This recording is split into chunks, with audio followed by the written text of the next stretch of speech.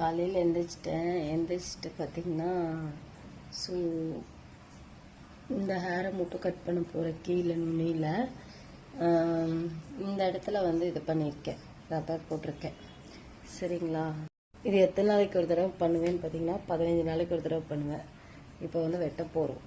Okay, நீங்கள் பாருங்கள்.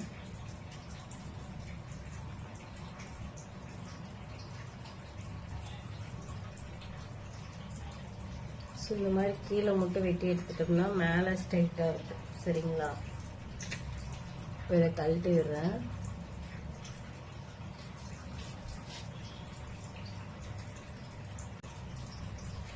இன்னும் கொஞ்சம் வேணும்னா கூட வெட்டலாம். ஆனால் நான் 15 நாளைக்கு ஒரு தடவை இதுதான் வெட்டிட்டு இருக்கேன். ஏன்னா ஃபர்ஸ்ட் நான் லேயர் பண்ணியிருந்தேன். இப்போ வந்து அந்த பட்டர்ஃப்ளை மாற்றுறதுக்காக கொஞ்சம் கொஞ்சமாக கட் பண்ணிட்டு இருக்கேன்.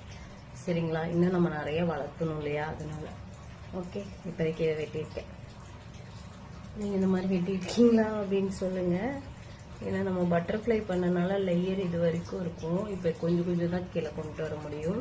ஸோ மினிமம் ஒரு 1 இயர் ஆயிரம் கீழே வரைக்கும் கொண்டு வரதுக்கு அந்த லேயரை. அதுக்கப்புறம் தான் நம்ம ஸ்ட்ரைட் பண்ண முடியும், ஹேரை க்ரோத் பண்ண முடியும். சரிங்களா? இந்த வீடியோ உங்களுக்கு பிடிச்சிருக்கா அப்படின்னு சொல்லுங்கள். பை.